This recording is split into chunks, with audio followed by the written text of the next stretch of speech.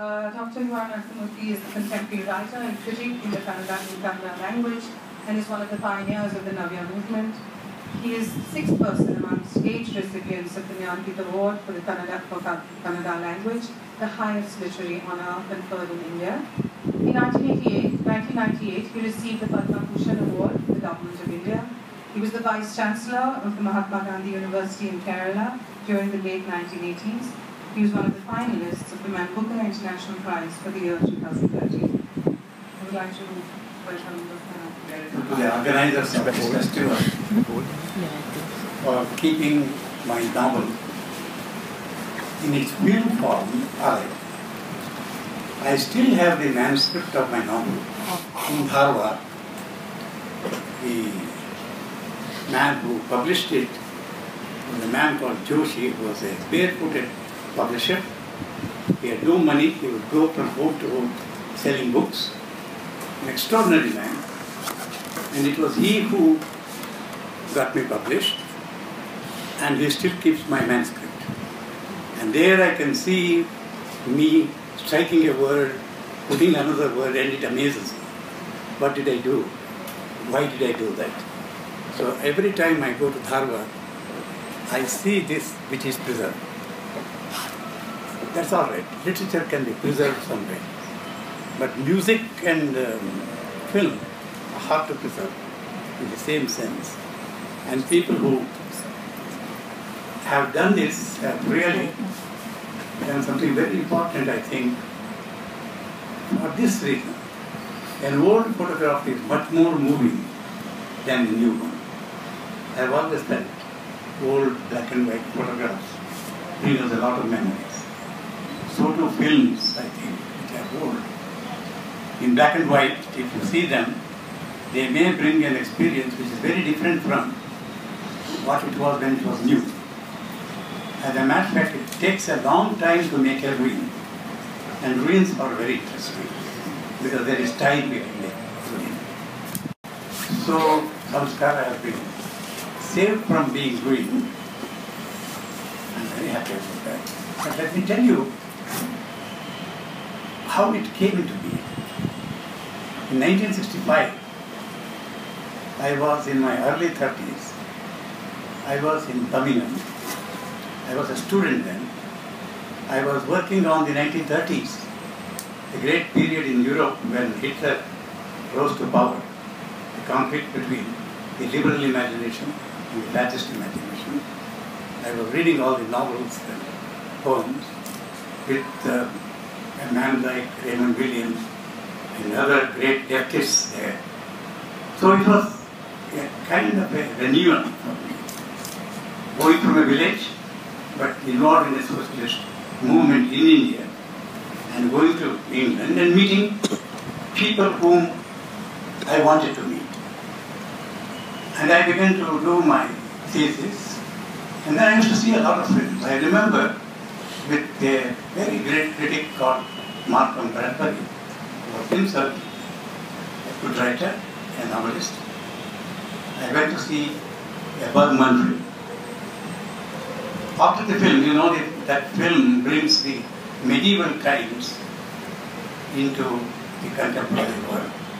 You see somebody going on a long tour of the other world in search of crucifixion and that kind of Christian themes. But then there is a crisis of belief in the man, who believes in Christianity, but meets other civilizations, and so he's shaken. I saw the film without subtitles, so I was very vaguely aware of what the film was saying. If you are a creative writer, if you don't fully understand, you are more thrilled. Because there is a place in you for imagining the other things which you don't see. So I came out and told Malcolm Bradbury, who was my own age, he was also a novelist. I said, you are an Englishman. If you want to create the medieval times, you have to go to a library, study about it, and make a film like Bergman. But I can create medieval times from my own experience. Perhaps my grandmother is still in medieval Europe. My mother is in the 19th century. My father is in the industrial revolution. So, you know, an Indian home has people belonging to different worlds also in their way of thinking. And so when a marriage takes place, all these come into conflict in quite a few homes. In any event, these things come into conflict. I was aware of this, so I said, I don't have to go to a library to recreate medieval times. I can create it from my memory. And then he said, you should write a novel of that kind of thing, because he knew that I was a novelist. I had to produce a chapter for him. I wanted a good excuse not to do that. So I began to write the novel. I finished it in a week's time. I was quite excited because I began to write it in Kannada. And in England, except with Esther, I could not speak Kannada really. So I was a little tired of having to speak English always. You know, being a Kannada speaker. So I couldn't speak it with any of my teachers. So writing down a novel in Kannada was an experience of great relief. So I was recovering all my Kannada, my village Kannada, rural Kannada, and then understanding that India is not just 17th century or 16th century, it is 10th century, it is 9th century, it is 20th century also. There are all these coexist. So I had to create a metaphor. And the novel came as a metaphor because you can say these things not realistically, but only metaphorically. So it was a magical experience for me, very magical. I finished the novel and sent it to my friends here. First, I think Girish read it, Patabi read it, and Patabi's wife read it, and she wanted to act in it. She was a great actress. Son is here. And I must also tell you, after she decided to act in it, she grew thinner. She wanted to look like the character she was acting. I think she put a lot of effort, you know, for nearly 6 months. There was no money. So all these friends got together, like Girish Karnad, and then they got this great filmmaker from Australia. Yes, Tom. He was prepared to do it free because we hardly spent much money. You know. It was less than $100,000. $90,000. I will tell you one experience of mine. Here, Girish Karnad is, although he is a Brahmin and a Kannada person, I don't think he really knows the kind of medieval Brahmin world I have created. There is a scene where Pranashacharya, you will see it here, has to eat a banana. You know, when I eat a banana, a modern man, I peel it and eat it like this. But a Brahmin peels it, takes it, throws it into his mouth. Because he can't, it is maili, it is not Shuddha, Ashuddha. So Girish was eating like that. I said, no, Girish, a Pranashacharya doesn't eat banana like that. And then he had to throw it. But there was not enough film for them to make these experiments. Then Girish said, all right, he threw it. Now you will see it doesn't fall into his mouth, but outside. Many such things happened when the film was being made. And then, because the novel was a very successful novel, I must tell you that the novel has been alive in many translations in German, in Hungarian, in English, in all the Indian languages. And it is quite a text, you know, in all the foreign universities. Unfortunately, they read it to do sociology. I always say, we will read English literature also for sociology. So if you do, read us for sociology. Not in German, because I have had a different kind of a response for the novel in German. You know, it is read as a work of art, as a literary piece. But that's a different matter. So it is alive in translations. Later Ramanujan first translated it into English. They all have all written. You know, when I wrote it, Girish Karnad wrote, he was so jealous that he didn't write it, that I wrote it. So the only way he could take out his jealousy was to act in it.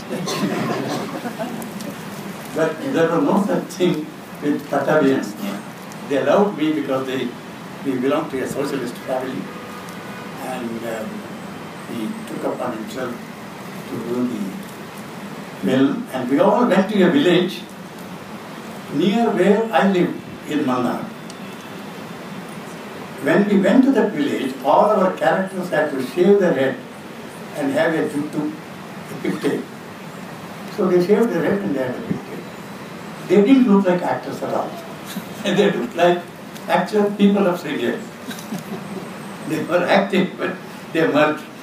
And then we found a wonderful village, Agrahar kind of thing, where all my friends were marveling at the floor, because it was a mud floor, but so clean, so shiny, mud floor.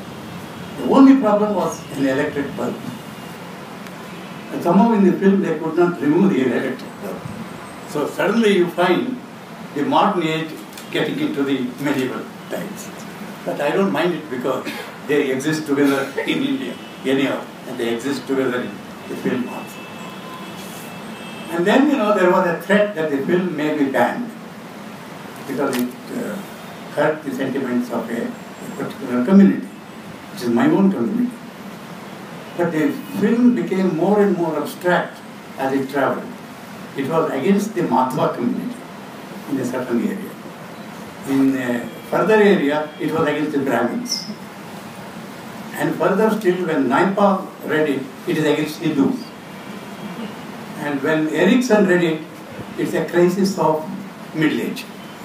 So it became more and more abstract as it traveled, which I think was the strength of the script also. And hence, they could make a film of this kind because of that strength, because it was not realistic in that sense. And then we had a recourse to a trick. If you release the film, then if somebody goes to a court, then there is a stay. Those who bring the stay will have to pay a particular sum of money the film would have earned every day. So what we did was, we didn't even announce that it would be released.